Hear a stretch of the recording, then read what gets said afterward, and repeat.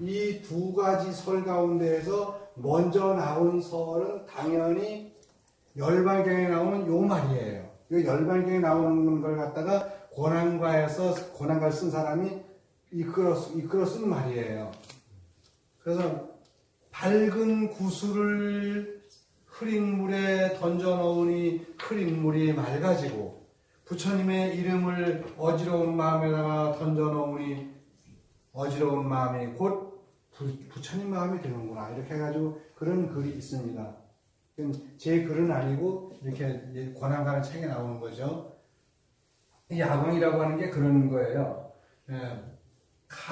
검의 이름은 거걸이요 구슬의 이름은 야광이라 이렇게 번역해도 상관없어요. 근데 거기는 그렇게 안 하고 뭐죠?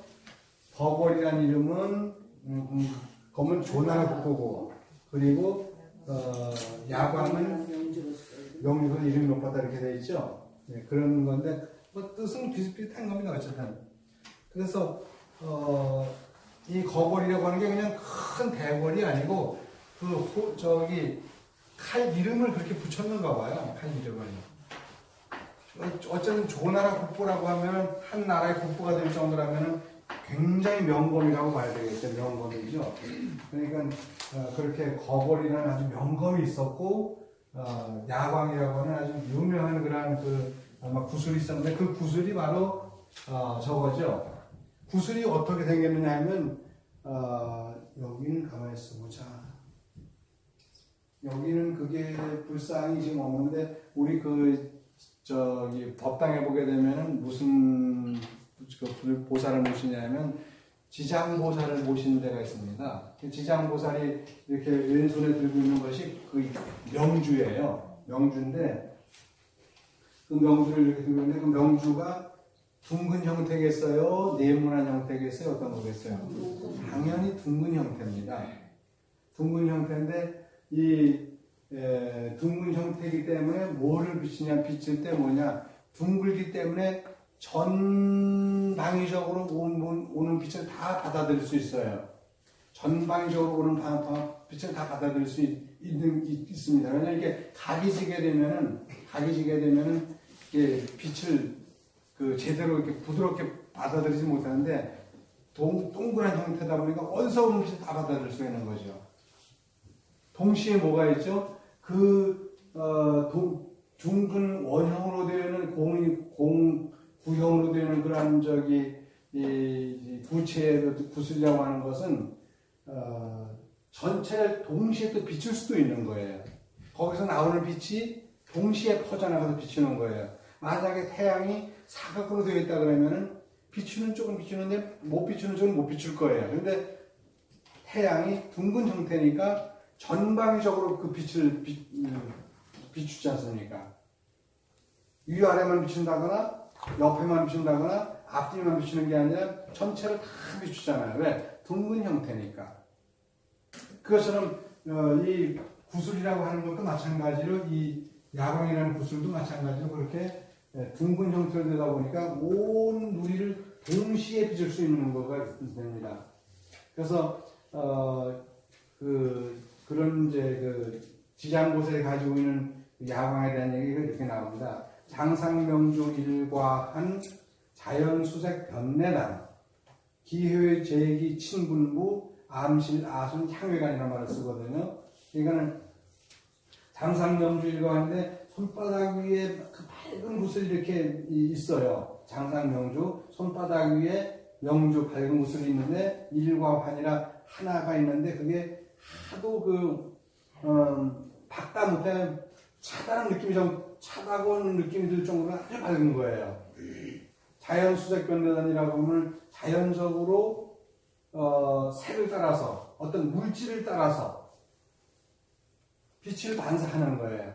그게 굉장히 중요한데 그 색을 따라서 빛을 반사한다는 거는 물리의 세계입니다. 그러한 과거 옛날에 1000몇백 년, 2000년 전에 쓴 그런 글들 속에도 과학과 관련된, 물리와 관련된 이야기들이 들어있는 거예요. 자연수색 변내단이라면, 자연이 색을 따라서 모습을 바꿔 이렇게 비춰주는 거예요. 이해가 안 가시죠?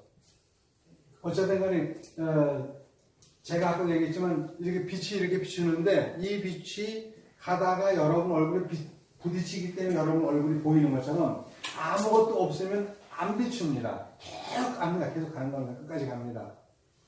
만약에 어떤 사람이 화살을 이렇게 쐈어요. 근데 화살이 계속 날아갑니다. 중력의 법칙이 없다면 계속 날아가겠죠. 근데 중력의 법칙 때문에 계속 안 날아가면 떨어지겠죠.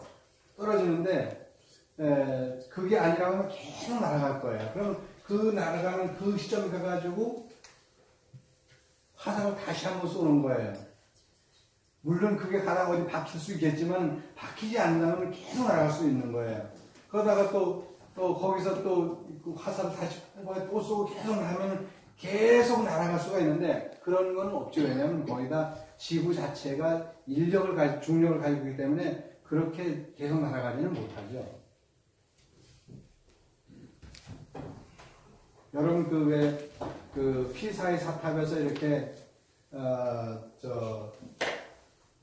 바람 한 점 없는데 전혀 바람 한 점 없고 아무것도 없는 데서 돌멩이하고 깃털을 동시에 떨어뜨리면 어느 게 먼저 떨어질 것 같아요? 동시에. 맞습니다. 동시에 떨어지는. 그게 물리세계입니다. 우리는 돌멩이는 무게가 있으니까 빨리 떨어질 것 같죠? 그리고 깃털은 가벼우니까 천천히 떨어질 것 같죠? 동시에 떨어집니다. 동시에 떨어지지 않는다고 하는 건 이유가 있어요. 그거는 저항력 때문에 그렇습니다. 저항력인데 어떤 게 저항력이죠? 무게 때문에 깃털은 무게 때문에 공기의 저항을 받습니다. 근데 공기의 저항도 없는 상태라고 한다면 떨어지는 속도는 똑같이 떨어지게 되어 있습니다. 근데 우리는 그런 걸 모르기 때문에 당연히 돌멩이가 무게가 많이 나가는 게 먼저 떨어지지 라고 할 거예요. 물론 일상적에서는 이렇게 먼저 떨어지는 게 맞아요. 근데 그런 모든 공기 역학 관계가 없다고 한다면 똑같이 떨어집니다. 그것처럼 어떤 그런 구슬로부터 비추는 빛이라 하더라도 그 똑같은 형태로 나갈 땐 똑같은 형태로 나가는데 그것이 빛이 비쳐 나갈 때 어떤 속도로 나가냐라고 하는 것은 또 다른 문제예요. 그래서 이 얘기 갖고 나가면 안 된다. 저는 옆길이 살면 좋아해가지고요. 그래가지고 옆길이 제일 좋아요. 이 옆길이 살면 어렸을 때 어머니가 그랬어요. 넌 장가 가지 마라. 그래서 전 사실은 어렸을 때 그 장가에 대한 생각도 없었는데도 그냥 생각만 나면 늘 그래. 야, 넌 장가 가지 마라. 그래. 여행을 했더니 넌 이놈아 옆길을 새니까 그러다가 마누라하고 데리고 가다가 이 혼자 옆길을 새버리고 그러면 마누라 혼자 헤매는데 혼자 오게 만들 거 아니야. 섹시 혼자. 그래고 하시더라고. 근데 진짜 그래서 그러면 결국은 장가를 못 가보시게 이렇게 있지만 제가 옆길을 잘 가요. 특히 이 얘기를 하다 보면 옆길로 가는 걸 정말 좋아해요. 영라대왕 이렇게 영라대왕 옆에는 이렇게 이렇게 거울이 있어요. 거울이 있는데 거울이 명경대. 맞습니다. 명경대가 있는데 그 명경대의 거울이 우리가 봤을 때 이렇게 그냥 납작한 납작한 거울로 생각하고 있잖아요. 천만의 말씀이고 만만의 공격입니다. 거기에 있는 그 업경대라고 하는 모니터는요 구슬 형태예요. 구슬 형태입니다. 제가 아직 가보진 않았는데 꿈에 가봤는데 그게 구슬 형태입니다. 구슬 형태의 모니터래야만 사방에서 오는 모든 것을 다 흡수할 수 있지만 어떤 거죠? 그 속에 있는 것을 밖으로 내뿜을 때도 동시에 보십니다. 요즘에는 어디 보면 이렇게 모니터가 이렇게 있으면 저쪽에서 일을 보는 사람하고 이쪽 고객이 앉아있으면 저쪽 화면하고 이쪽 화면을 동시에 보기 때문에 동시에 볼 수 있는 그런 화면들이 나오잖아요. 근데 그것처럼 염라대왕이 머물고 있는 그 대전뜰에는 업경대라는 그런 거울이 있는데 그 거울이 이렇게 평면으로 되어 있는 거울이 아니라 둥근 구형으로 된 거울이에요. 둥근 구형으로 구슬처럼 되어 있는 구형이기 때문에 거기서는 그 상대방이 그 염라대왕이 보고 있는 그 모습과 정반대에 앉아있는 애도 똑같이 볼 수 있는 거예요. 보이지? 그러면 이렇게 가서 보는 게 아니라 자기 앉은 자리에서 보는 거예요. 염라대왕 옆에까지 가서 보는 게 아니라 자기 있는 자리에서 그게 다 보이는 거예요. 왜? 둥근 구형의 거울이기 때문에. 이 말은 뭐냐면 적어도 CCTV, 즉 폐쇄 회로를 통해서 나타나는 그런 화면이라고 하는 것이 그 폐쇄 회로 화면이 둥근 형태로 되어 있다고 한다면 그 카메라도 둥근 형태로 되어야 되는 거예요. 근데 우리의 삶을 찍는 카메라가 있습니다. 우리의 삶을 찍는 카메라가 있습니다. 지난번에도 우리 박성대 그냥 그 카메라 얘기를 한번 하시긴 하셨습니다만 진짜 카메라라고 하는 것은 아직 그런 카메라가 나왔는지 모르지만 진짜 중요한 카메라를 우리가 하려면 구형으로 된 카메라를 사야 됩니다.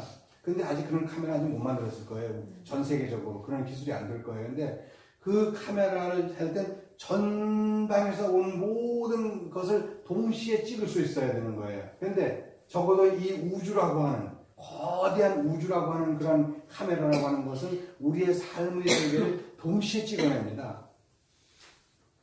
그러니까 대한민국에서 지금 이 저녁에 8시쯤 되는 이 시간에 찍은 우리의 모습을 찍는다면은 정반대 브라질이나 이런 쪽에 정반대의 그 지구 반대편에서도 동시에 그쪽 모습을 동시에 찍는 거예요. 우린 이 밝은 저녁 8시 된 이 대한민국뿐만 아니라 아침 8시가 되는 브라질의 그 삶의 모습을 동시에 찍어가지고 동시에 어디로 보냅니까? 동시에 염라국으로 보내면 그 염라대왕이 그걸 다 보고 있다가 지금 동시에 뭐 하네? 이렇게 해가지고 다 보는 거예요. 그러니까 이렇게 입력하는 그럴 거가 출력하는 데가 똑같은 형태로 되려면은 입력하는 장치도 둥근 형태로 되고 출력 장치도 둥그러야만 되는 거거든요. 그래야만 동시에 다 볼 수가 있잖아요. 난 거기 쪽에서는 다 보이는데 저는 안 보일 수 있잖아요. 이렇게 평면으로 하면 거울 같으면 저쪽엔 보이는데 저건 안 보이잖아요. 근데 둥근 형태로 되어 있다면 동시에 다 볼 수 있죠.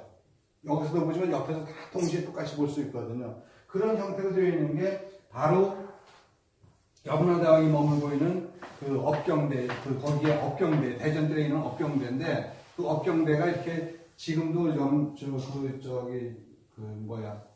지장령 같은 데 가게 되면 이런 평면 형태로 되어 있어요. 잘못된 거죠, 그러면.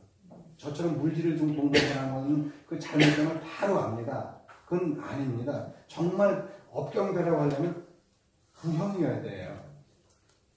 아직까지 그런 업경대가 안 나왔다 치더라도 그런 모니터가 안 나왔는지 모르지만 정말 앞으로 모니터가 그렇게 나와야만 다 볼 수 있는 거예요. 그래야 제가 꼼수 부리는 걸 알 수 있지. 꼼수 부리는 건 다 이 지구라고 하는 게 아니라 이 엄청난 우주의 카메라로는 우리의 모든 걸 다 찍습니다. 적어도 2018년 3월 31일 10월의 마지막 밤이 아니고 3월의 마지막 밤이네. 그 3월의 마지막 밤에 여기 모여가지고 이렇게 우리 같이 공부하는 이 모습을 그대로 담아가지고 지금 보내고 있습니다. 동시에 지금 보내고 있어요. 그러니까 찍는 시간 따로 있고 보내는 시간 따로 있는 게 아니라 동시에 찍어서 보냅니다. 동시에 찍어서 보내요, 지금요. 보내고 있는데 염라대왕은 지금 동시에 보고 있어요. 보고 있다가 나중에 우리가 갔을 때 그냥 그 버튼 하나 딱 눌러서 날짜만 딱 치면 바로 오늘날의 이 모습이 보인다고요. 시간만 누르면요.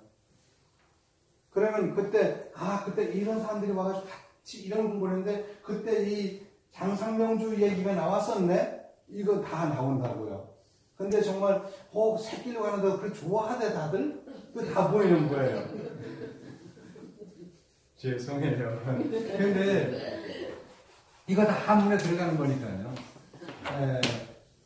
이게 칼검자는 아까 그래서 이렇게 그 다첨이라고 하는 것이 그런 어느 의미를 가지고 있다고 한다면 이 호자는 이게 요것도 호자고 요것도 호자예요. 요것도 따로 놓고 보면 호자고 요것도 따로 놓고 호자인데 둘 다 의미값과 소리값을 같이 지니고 있어요. 근데 사실은 어느 게 의미값이겠어요? 요게 의미값입니다. 요거는 호랑이 호자, 요거는 소리값이고요. 왜? 여기서는 이 발음값, 이게 소리값이죠. 소리값인데, 이것도 소리값인데, 맞아. 이거는 이제 그 의미값을 가지고 있는 우리 입에서 나오는 그런 소리니까. 그랬더니 요걸 호라고 그래요. 그리고 요 호랑이 호자는 그냥 소리값이고 의미소지요. 어느 쪽이나 다 똑같은데 요거는 하여간 그래요. 요거는 왜냐면 이 호랑이에 중점을 둔 게 아니라 음성에 중점을 뒀기 때문에 요거를 쓰고 있습니다. 그래서 이 호랑이라고 하는 것도 그렇지만 호랑이는 어때요? 호랑이는 이게 호랑이거든요. 이게 요것만 써도 호랑이에요. 요것만 쓰면 호랑이 호자에 이 부수가 있어요. 여기에다가 이 범자를 이렇게 되면 이게 범호가 되죠. 호랑이호. 근데 요 범자가 무슨 범자예요? 물을 범자잖아요. 물론 물을 범자는 여기다 점을 하나 찍어야 되겠지만 이것도 범자예요. 안석괴자라고 하지만.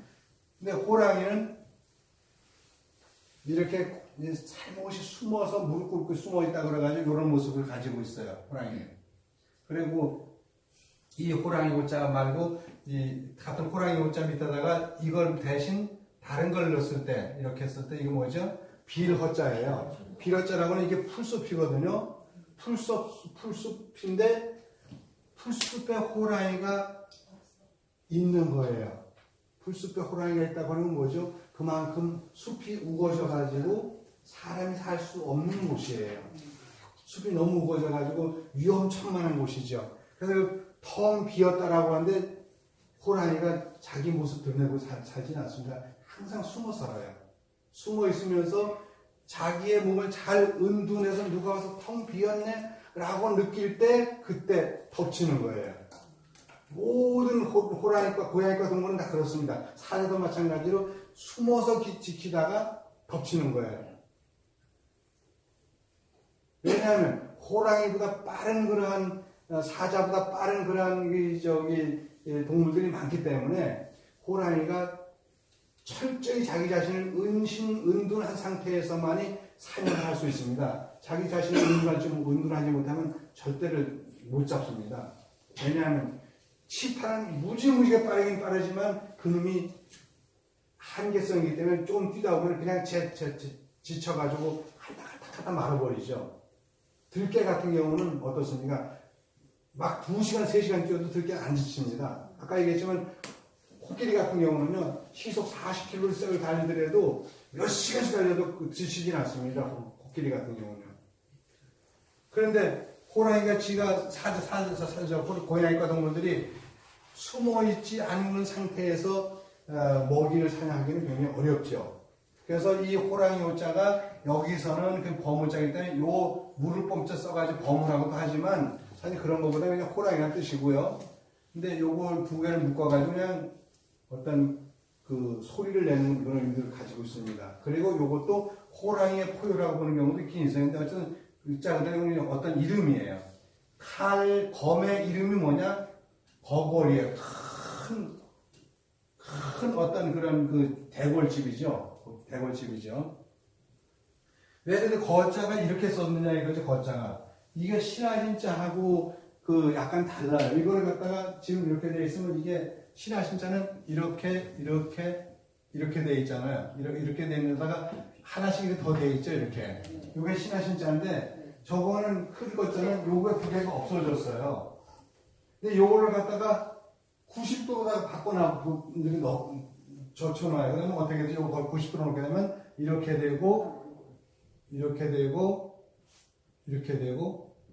되겠죠? 그렇죠? 요게 눈이고 코예요.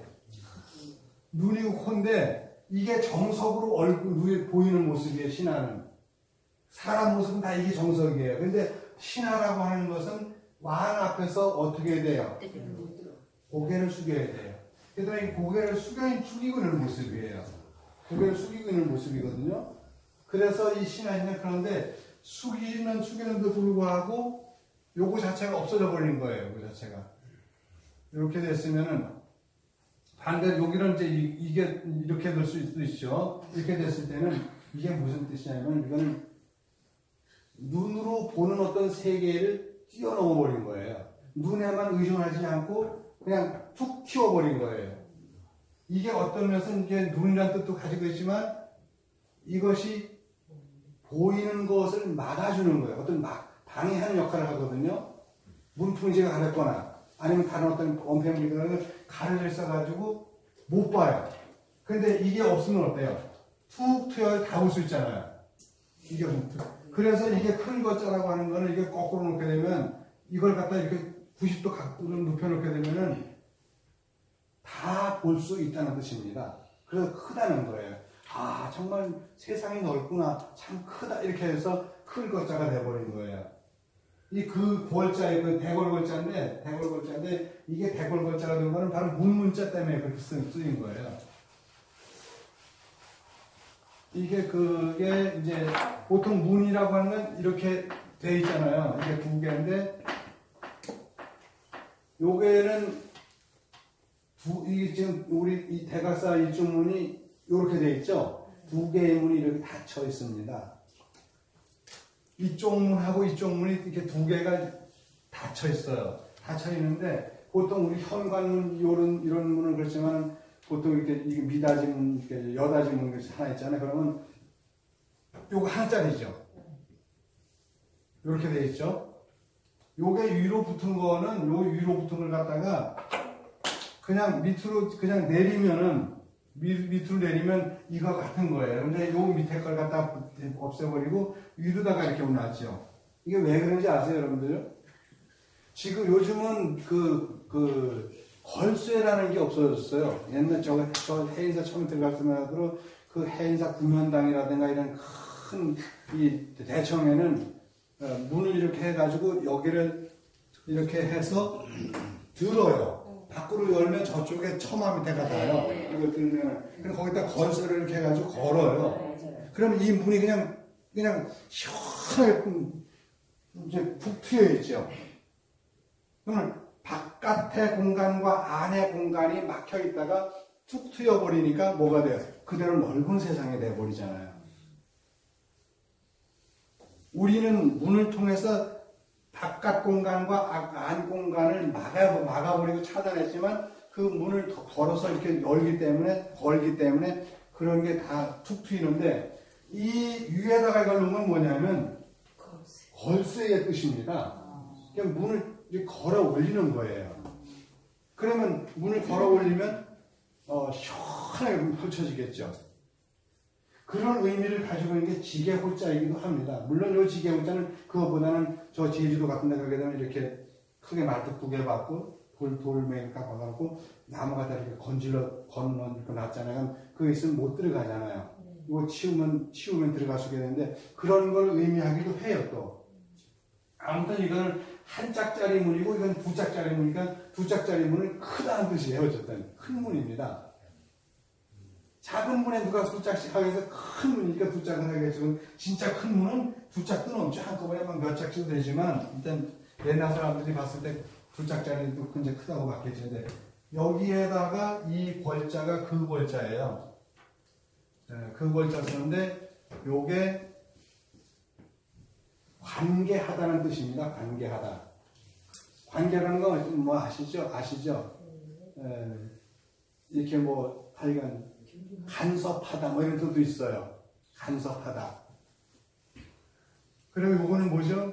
하품할 흠자예요. 하품할 흠자인데 간섭하기는 간섭을 하는데 조금만 하는 게 아니라 많이 하는 거예요. 통체적으로 간섭하는 거예요. 요것만 갖다가 여기다 뭐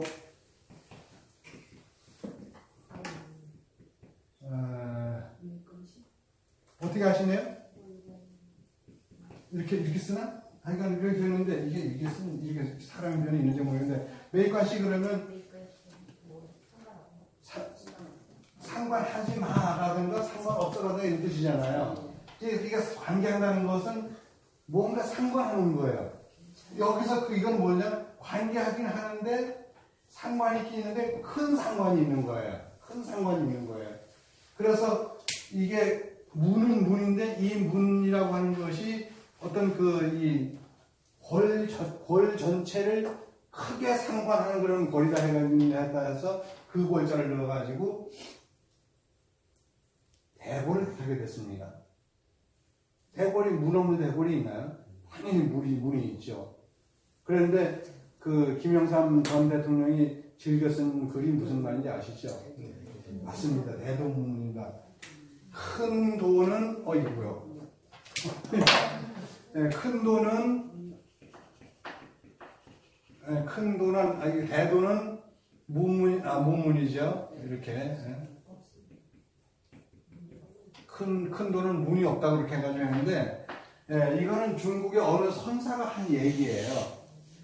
김영삼 전 대통령이 한 얘기가 아니라, 원래 중국의 어느 선사가 했는데, 그 기독교 장로였던, 그 김영삼 전 대통령이 이 글을 정말 즐겼었어요. 글도 잘 써였거든요. 잘 썼는데, 이 글을 즐겨 썼죠. 정말 큰 길이라고 하는 건, 대도가 뭐죠? 정말 큰 길이라고 하는, 큰 길이에요. 길도자니까. 대도라고 하는 것은 원래 문이 없다. 문이 있으면, 가다가 문이 있으면 그거 서야 되잖아요. 이 문은 무슨 문일까요, 그러면? 게이트일까요? 아마 톨게이트 쳤던 그런 게이트일 거예요. 그냥 게이트가 아니라 톨게이트를 빠져나가면서 돈 딱 내면 그때부터 자기 세상에 막 달 수 있겠죠. 톨게이트라는 말이 그 게이트인데 돈 내는 게이트가 톨게이트잖아요. 그런데 이 대도는 무문이라고 그러는데 진짜 대도는 뭐죠? 진짜 대도는 무문이 아니에요. 진짜 대도는 보문이에요. 보문. 진짜 대도는 보문이에요. 보문이라고 하는 것은 그대 통째로 다 모든 세상이 다 문이에요. 문 아닌 세상이 다 하나도 없는 거예요.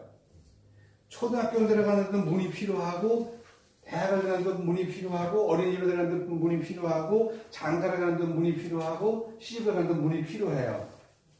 그 문이 학문의 문일 수도 있고, 삶의 문일 수도 있고, 사랑의 문일 수도 있고, 여러 가지 문이 있는데 우리는 그 문을 다 설정해 놓고 살아요. 그래서 이 문이라고 하는 것 밖에 있으면 문외한이라서 문 바깥 사람이라 가지고 그 방면의 전문가가 아닌 문외한이에요. 문외한이고.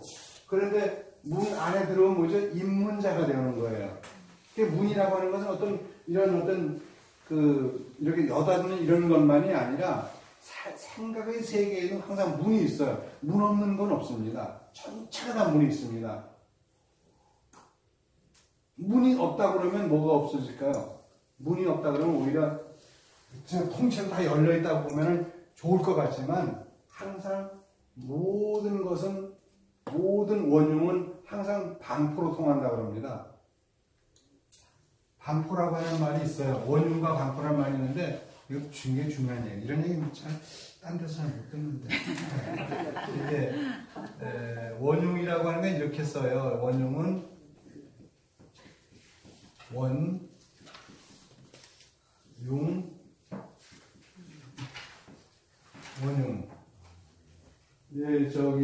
안철수 씨가 그 융합과학대학원 임상을 했었죠. 원흉, 항포라고 하는 거는 이걸 항이라고 읽어요. 무문인데 이거는 무문. 이걸 항이라고 읽습니다. 행이라고 안 읽고 항포라고 그래요.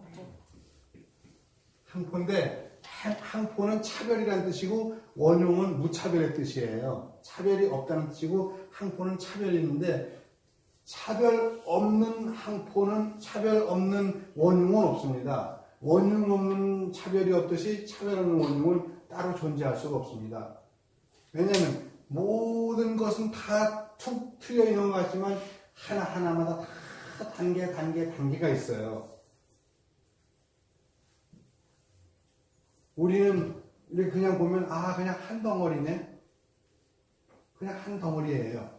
근데 우리 몸은 몇 개 세포로 되어 있어요? 약 100조 개가 되는 세포로 되어 있습니다. 100조 개면은 전 세계 인구의 150배, 15,000배 정도 됩니다. 전 세계 인구의 15,000배나 되는 그 숫자의 세포를 우리는 가지고 있거든요.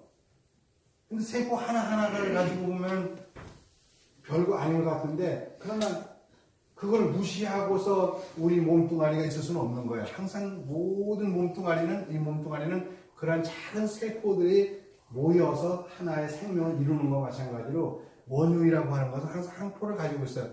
문이 없으면 아무것도 못합니다. 오히려 문이 많을 때 그 문을 통해서 한 단계 계속 이렇게 이뤄나가는 거예요.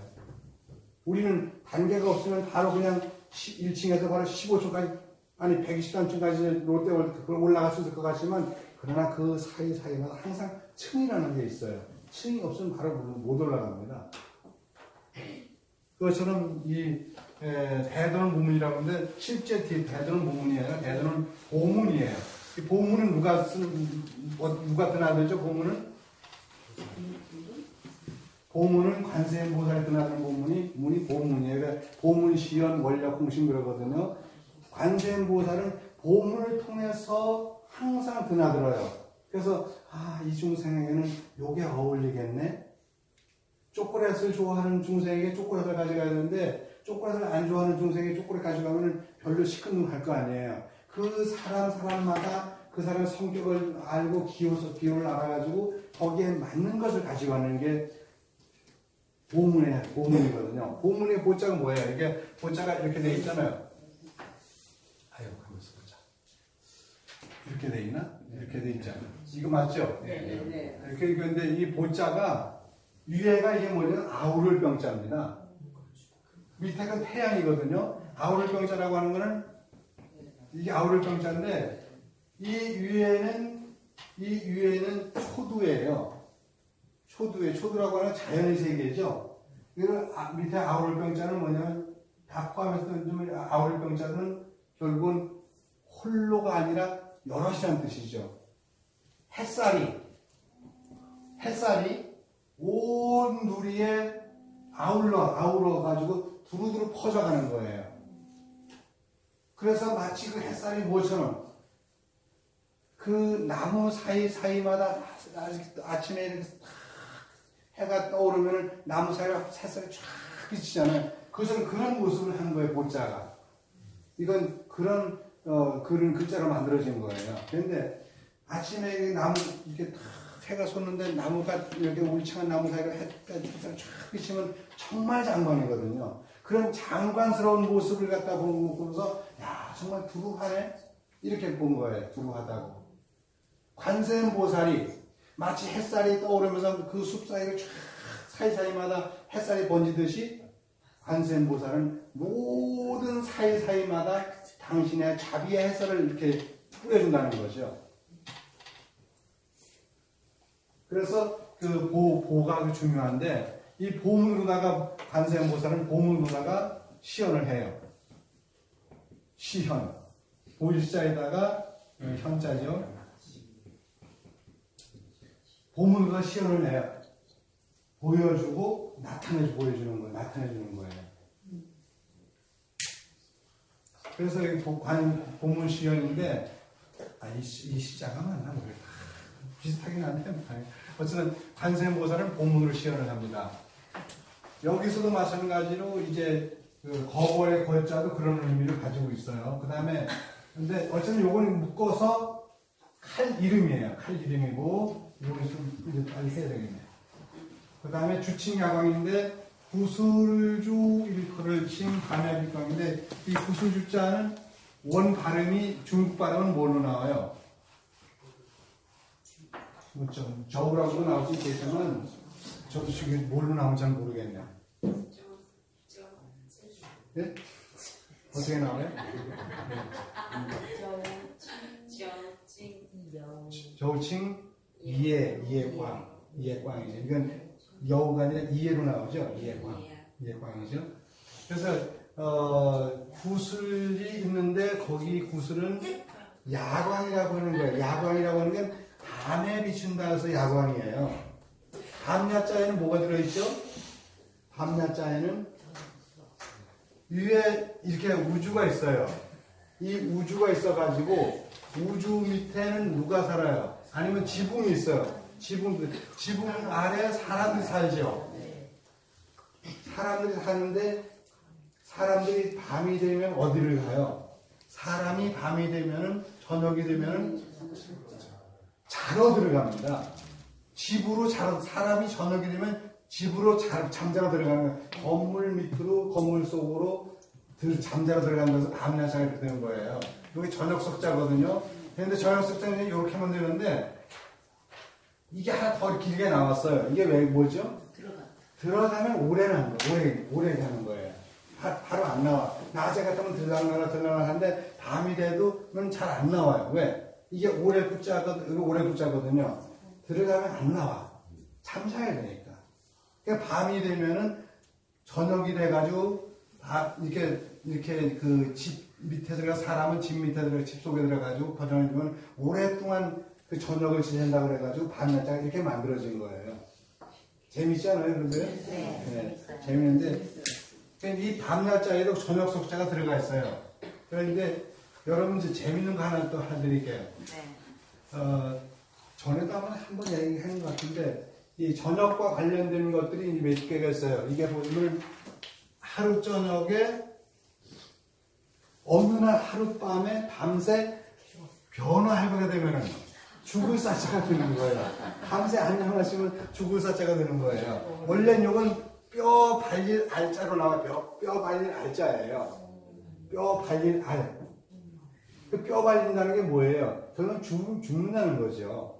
뼈 발릴 알자에다가 뼈 백골이지. 백골이로 돼가지고 변화했다 가지고 읽었는데 이걸 화자는 여기 사람 있는 떼고 나면 빼은 상태에서예요. 변화해서 이걸 빼고 나면 비수비짝이긴 하지만 변화의 뜻을 가지고 있어요. 그러니까 사람이 하룻밤 어느 날 저녁에 변화해버렸네? 죽은 거예요.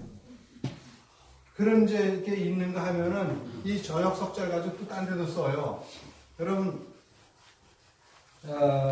마늘 자자 어떻게 써요? 이거 쓰잖아.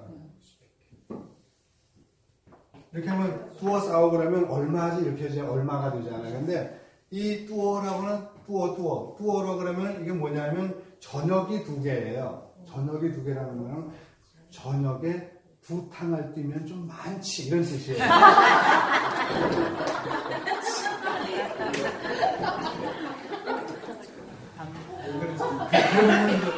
우리